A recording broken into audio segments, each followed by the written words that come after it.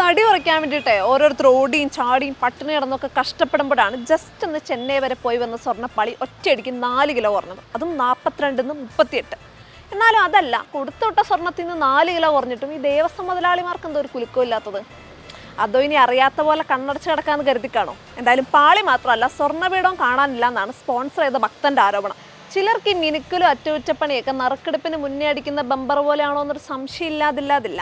എന്തായാലും സ്വർണ്ണപ്പാളി മങ്ങിയെന്ന് ആരോപിച്ച് അത് വീണ്ടും പൊളിച്ചെടുത്ത് ചെന്നൈ കൊണ്ടുപോകുന്നതാരും കോടതിയും നാട്ടുകാരൊക്കെ അറിഞ്ഞു വന്നപ്പോഴേക്കും ഒരിക്കലൊക്കെ കഴിഞ്ഞ് ദേവസ്വം ബോർഡിന്റെ ഉരുളൽ വരെ എത്തിയ കാര്യങ്ങൾ. പെട്രോൾ ആണെങ്കിൽ ആവിയായി പോയതാണെന്നെങ്കിലും വിചാരിക്കാം. സ്വർണ്ണം ഇപ്പം എന്തായി പോയതാണെന്നാണ് ഹൈക്കോടതി ചോദിക്കുന്നത്. സ്വർണ്ണം ആവിയായി പോയതാണോ അതോ വല്ല മായാവിയുടെയും വായിലായി പോയതാണോ എന്നാണ് സംശയം.